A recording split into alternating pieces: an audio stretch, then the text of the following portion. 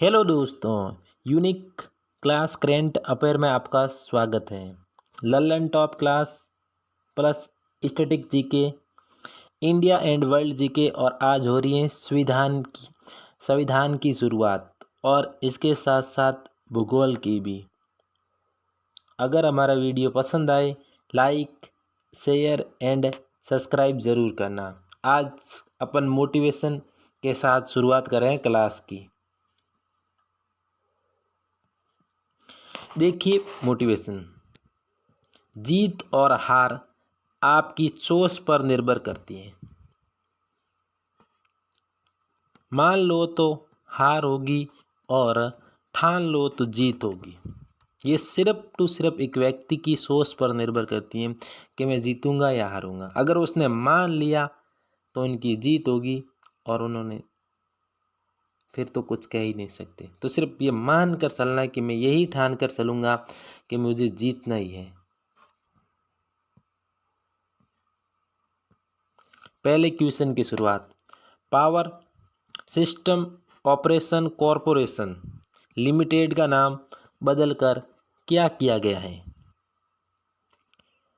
Controller of India limited, India power corporation, Indian power grid,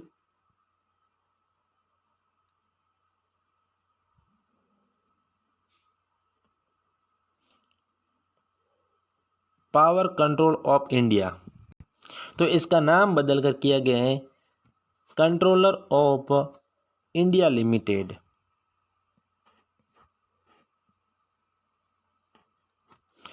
भारतीय विद्युत grid की अखंडता, विश्वसनीयता, मित्रता और लचीलापन इनको देखते हुए इनके नाम को बदलकर कंट्रोलर ऑफ इंडिया लिमिटेड किया गया है। क्या नाम दिया गया है? Controller of India limited. उसके बाद देखियो बहुत ही महत्वपूर्ण क्वेश्चन है और आज इनके साथ साथ अपन संविधान भी शुरू करेंगे। बड़ा इमामबाड़ा का निर्माण किसने करवाया था? तो बड़ा इमामबाड़ा इसका निर्माण है वह असफ-उद-दौला ने करवाया था।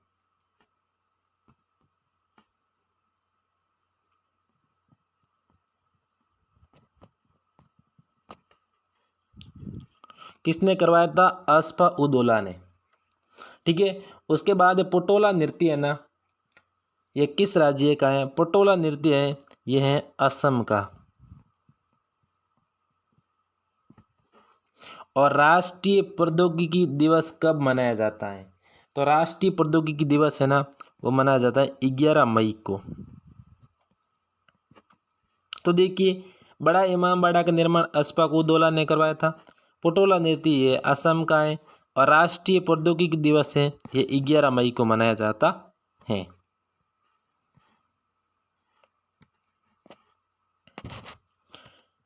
क्वेश्चन नंबर 2, भारत विश्व में स्टील के उत्पादन में कौन से नंबर पर है? जो स्टील का विश्व में उत्पादन होता है उसमें भारत कौन से नंबर पर है? प्रथम, तृतीय, 4 और 2। तो भारत है जो कितने नंबर पर है? दूसरे नंबर पर है पूरे विश्व के अंदर स्टील के उत्पादन में। देखिए भारत विश्व में अब जापान की जगह कच्चे इस्पात के दूसरे सबसे बड़ा उत्पादक के रूप में उभर कर सामने आया है।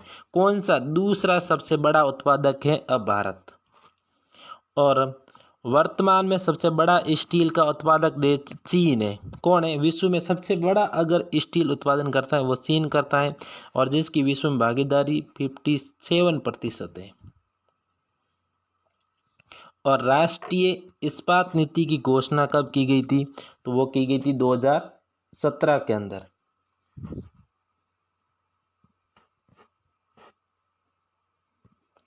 अब देखिए लल्लन टॉप,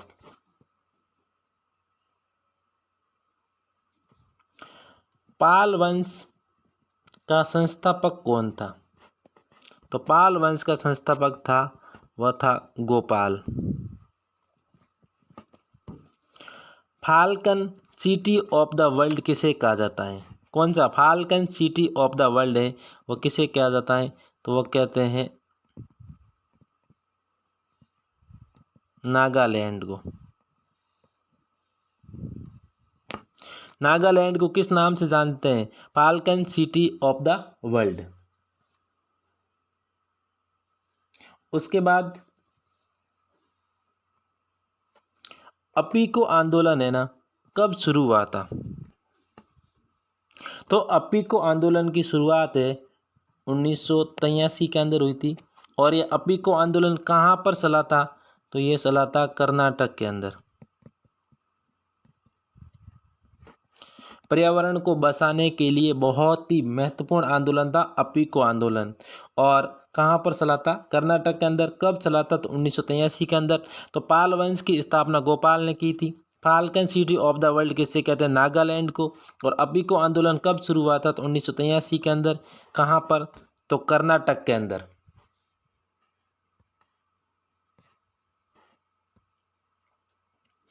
बलफोर घोषणा का संबंध किससे है, जो बहुत ही महत्वपूर्ण घोषणा है बलफोर घोषणा, इसका संबंध किस किस से है, तो इसका संबंध है इजराइल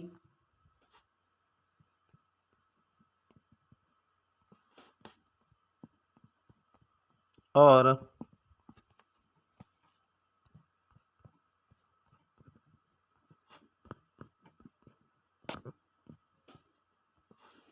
फिलिस्तीन। जो विवाद है ना,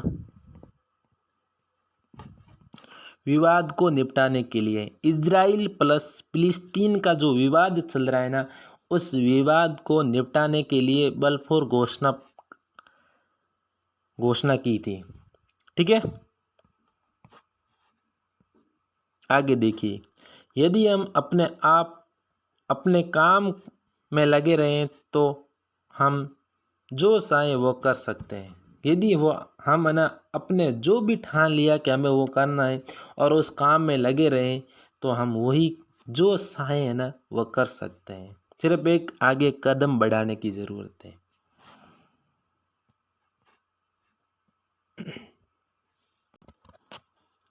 देखिए क्वेश्चन नंबर 3, डिजिटल शक्ति मिशन 4.0 किस आयोग ने लॉन्च किया है। मिशन कौन सा है, 4.0 है। राष्ट्रीय महिला आयोग, नीति आयोग, राष्ट्रीय मानवाधिकार आयोग और राष्ट्रीय बाल आयोग। तो किसने किया है, राष्ट्रीय महिला आयोग ने।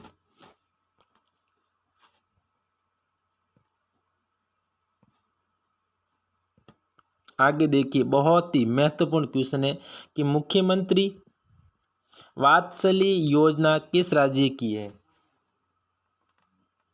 कौन सी मुख्यमंत्री वात्सल्य योजना, तो ये है उत्तराखंड।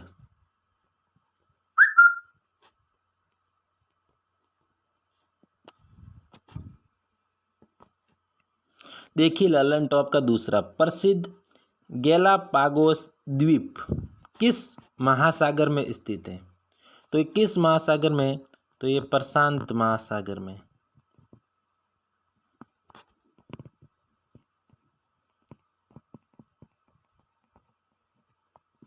किस महासागर में, प्रशांत महासागर के अंदर। और भाभा परमाणु रिसर्च सेंटर की स्थापना कब हुई थी। जो भाभा परमाणु रिसर्च सेंटर है, इनकी स्थापना 1954 के अंदर हुई थी। कब हुई थी, 1954 के अंदर। तो मुख्यमंत्री वात्सल्य योजना उत्तराखंड, प्रसिद्ध गैलापागोस द्वीप किस महासागर में स्थित है, तो प्रशांत महासागर के अंदर। और भाभा परमाणु रिसर्च सेंटर की स्थापना 1954 के अंदर। क्वेश्चन नंबर 4, जलवायु प्रदर्शन परिवर्तन सूचकांक 2023 में भारत का कौन सा स्थान है। तो भारत का स्थान 10वां, 9वां, 8वां या 7वां, कौन सा स्थान है, तो भारत का इसके अंदर 8वां स्थान है जलवायु परिवर्तन प्रदर्शन सूचकांक के अंदर।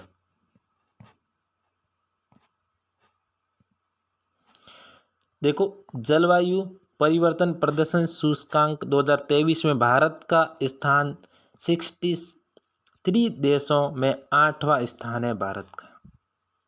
प्रथम स्थान पर डेनमार्क है, दूसरे स्थान पर स्वीडन है। प्रथम स्थान पर किसको जगह मिली? डेनमार्क को मिली है, और दूसरे स्थान पर स्वीडन को। और जलवायु परिवर्तन प्रदर्शन सूचकांक की जो शुरुआत है ना, वो 2005 में हुई थी। कब हुई थी? 2005 के अंदर। देखिए लल्लन टॉप क्वेश्चन, बहुत ही महत्वपूर्ण है। रिंग ऑफ फायर किस महासागर में स्थित है? कौन सा? रिंग ऑफ फायर है ना वो। तो रिंग ऑफ फायर है, वह है प्रशांत महासागर में।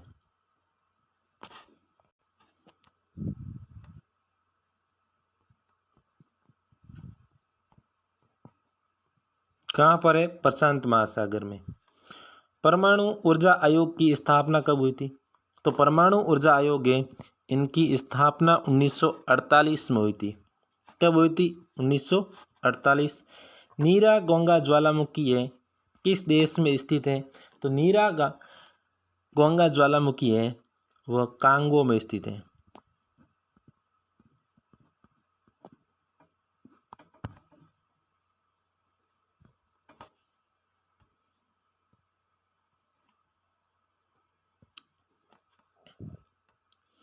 सफल होने के लिए 3 नियम खुद से अगर आप जिंदगी में सफल होना चाहते हैं तो हम तो सिर्फ 3 ही नियम होने चाहिए। एक तो वादा, मेहनत ज़्यादा और मजबूत इरादा।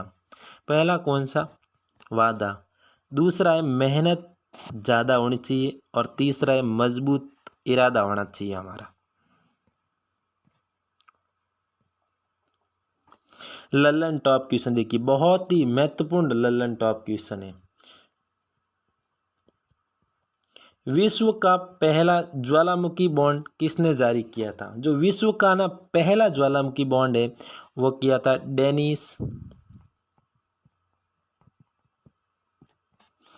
डेनिस रेड क्रॉस ने। तो किसने किया था? डेनिस रेड क्रॉस ने। भारत में सीते कब विलुप्त घोषित किए थे? तो भारत में सीते है ना 1952 के अंदर विलुप्त घोषित कर दिए थे। कब किए थे विलुप्त? 1952 के अंदर। और वर्तमान में सीते किस नेशनल पार्क में लाए गए हैं? तो वर्तमान में ना कूनो नेशनल पार्क।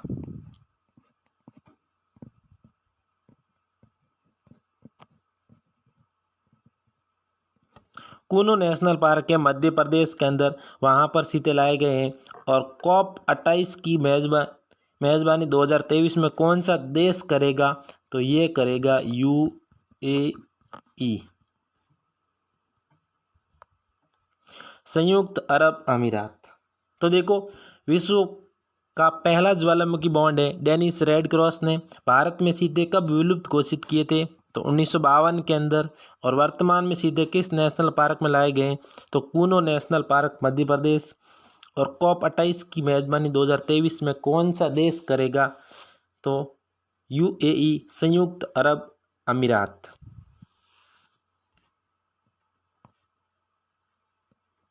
अब देखिए, चंद्रमा के लिए मिशन आर्टेमिस 1 रॉकेट किस अंतरिक्ष एजेंसी ने लॉन्च किया है? कौन सा है मिशन आर्टेमिस 1 रॉकेट है?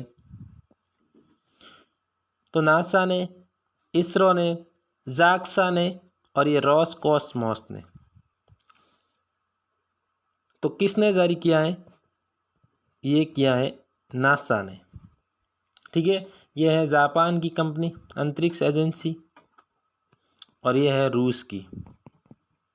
परंतु लॉन्च किसने किया है? नासा ने।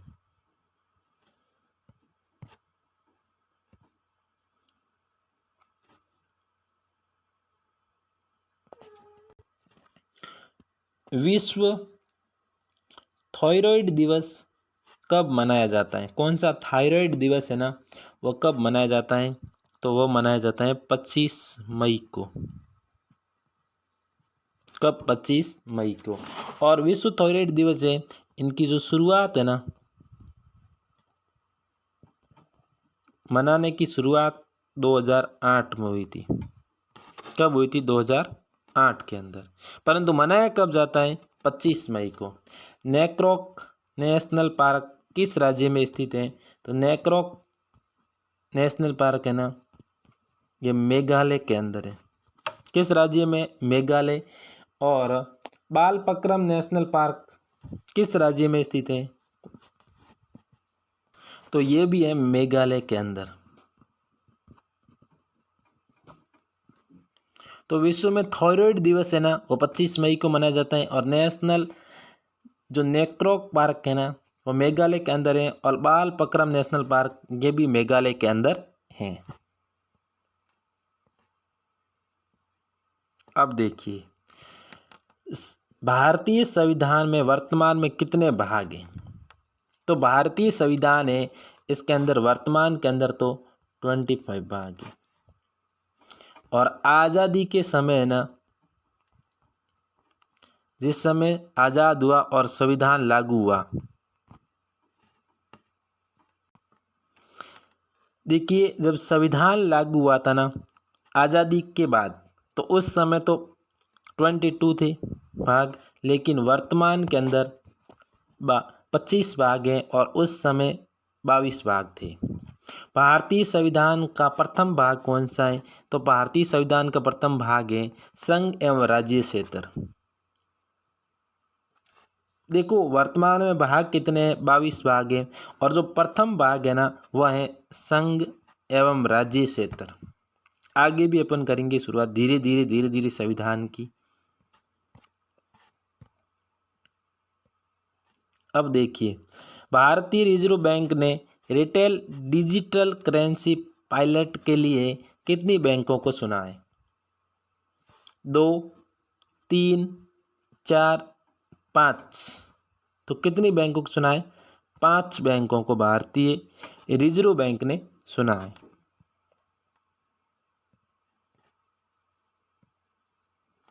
देखिए, भारतीय रिजर्व बैंक ने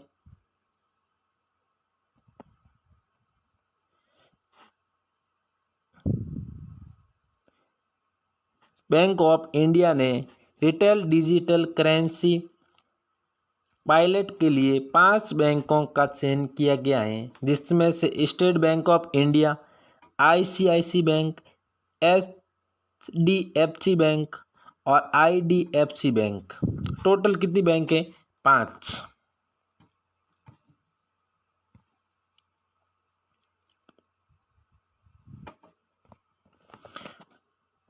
देखिए लल्लन टॉप, बहुत ही महत्वपूर्ण क्वेश्चन है लल्लन टॉप। पॉइंट कैलीमियर वन्य जीव अभ्यारण्य किस राज्य में स्थित है? बहुत ही महत्वपूर्ण क्वेश्चन है दोस्तों। पॉइंट कैलीमियर जो वन्य जीव अभ्यारण्य है, वो किस राज्य में स्थित है? वह है तमिलनाडु के अंदर।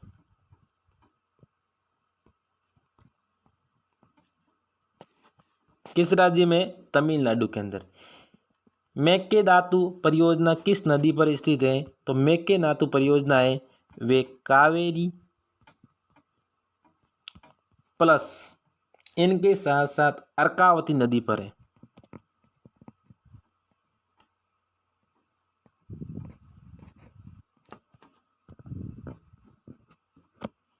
तो किस किस पर है? मेकेदातु परियोजना ना, ये कावेरी और अर्कावती नदी की एक संयुक्त परियोजना है और उसका नाम है मेकेदातु परियोजना। देखिए, ब्लैक बक राष्ट्रीय उद्यान किस राज्य में स्थित है? जो ब्लैक बक राष्ट्रीय उद्यान है ना, ये है गुजरात के अंदर। और अमेजन की स्थापना कब हुई थी? तो अमेजन की स्थापना है 1994 में हुई थी। कब हुई थी? 1994 के अंदर। तो ब्लैक बक राष्ट्रीय उद्यान गुजरात के अंदर है। और अमेजन की स्थापना कब हुई थी? तो 1994 के अंदर हुई थी। अब देखिए अनुच्छेद 1, पहला अनुच्छेद है यह है कि भारत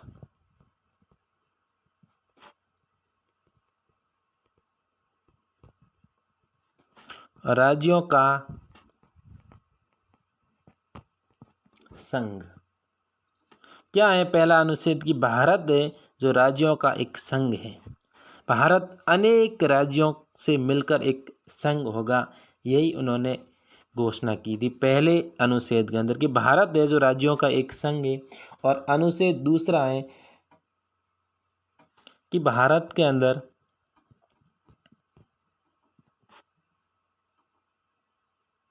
भारत में नए राज्यों का प्रवेश।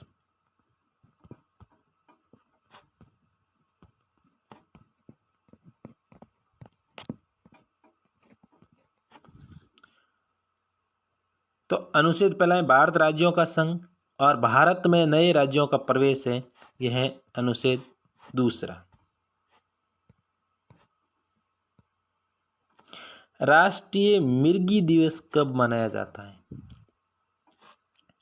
17 नवंबर, 18 नवंबर, 16 नवंबर, 15 नवंबर। तो राष्ट्रीय मिर्गी दिवस है ना, वह 17 नवंबर को मनाया जाता है।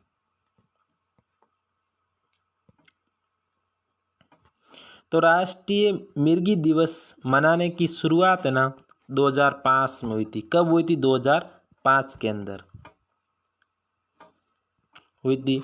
और राष्ट्रीय मिर्गी फाउंडेशन ऑफ इंडिया की शुरुआत है, मिर्गी फाउंडेशन ऑफ इंडिया की शुरुआत है वो हुई थी 2009 के अंदर।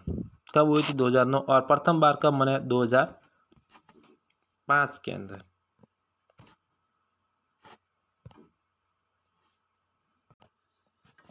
तो भूगोल का जनक किसे कहा जाता है? किसका भूगोल का जनक है वो किसे कहते हैं? आज अपन भूगोल की भी साथ साथ में शुरुआत करेंगे।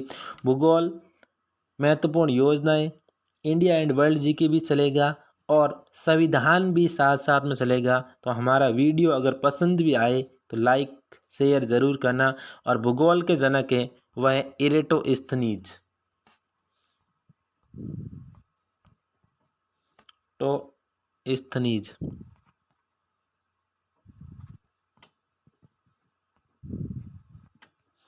तो कौन है? इरेटोस्थनीज, ये है भूगोल के जनक। और कर्क रेखा भारत के कितने राज्यों से गुजरती है? तो कर्क रेखा है जो 8 राज्यों से गुजरती है। और 8 राज्य कौन कौन से हैं? तो देखो, गुजरात, राजस्थान, छत्तीसगढ़, झारखंड, पश्चिम बंगाल, मिजोरम, मध्य प्रदेश और त्रिपुरा। टोटल 8 राज्य है। और कर्क रेखा है जो भारत के 8 राज्यों से गुजरती है। और भूगोल का जनक है इरेटोस्थनीज।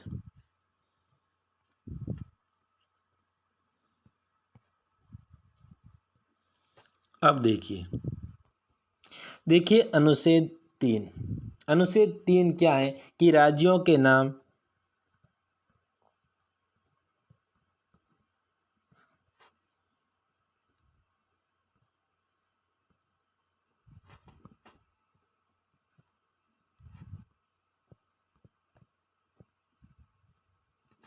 राज्यों के नाम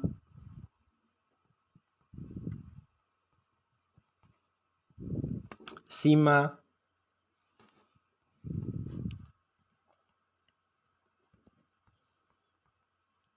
क्षेत्र, कि राज्यों के नाम सीमा क्षेत्र में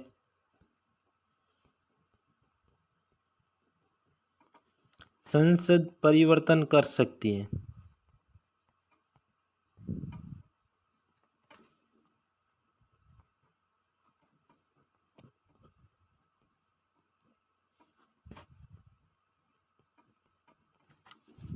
क्या है तीसरा? कि राज्यों के नाम सीमा क्षेत्र में संसद है जो परिवर्तन कर सकती है। तो पहला कौन सा? कि भारत एक राज्यों का संघ है। दूसरा है कि भारत में नए राज्यों का प्रवेश। और तीसरा है कि राज्यों के नाम सीमा क्षेत्र में संसद है जो परिवर्तन कर सकती है। और अनुच्छेद 4 क्या है? कि अनुच्छेद 4 है, देखिए कि अनुच्छेद 4 है ना,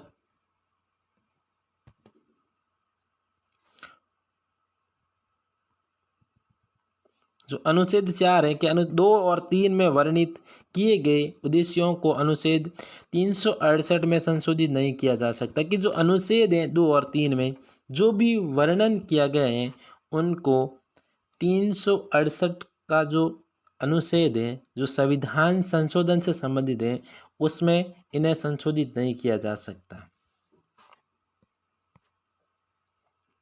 दोस्तों हमारा अगर वीडियो पसंद आए तो लाइक शेयर एंड सब्सक्राइब ज़रूर करना। धन्यवाद।